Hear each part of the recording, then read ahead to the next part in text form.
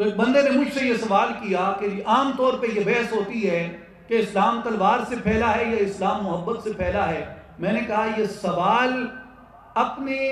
روح میں درست نہیں ہے، اس لیے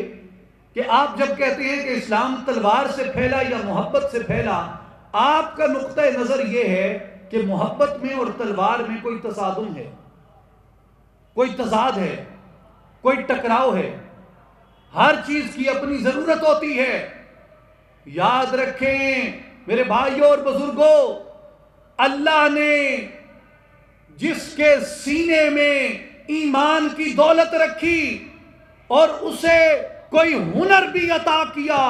جسے جو ہنر عطا کیا اس مومن نے اسی ہنر سے اسلام کی خدمت کی ہے. جسے محبت عطا کی اس نے محبت سے اسلام پھیلایا، جسے جنگی فنون عطا کیے اس نے جہاد سے اسلام پھیلایا، قاریوں نے قرات قرآن سے اسلام پھیلایا، معماروں نے مساجد تعمیر کر کے اسلام کی خدمت کی، مجتہدین نے دین کی راہیں آسان بنا کے اسلام کی خدمت کی، ہمارے عظیم المرتبت قاضیوں نے انصاف کا، عدل کا ترازو قائم کر کے اسلام کی خدمت کی، صوفیاء نے خانقاہوں میں بھوکوں کو کھانا کھلا کے،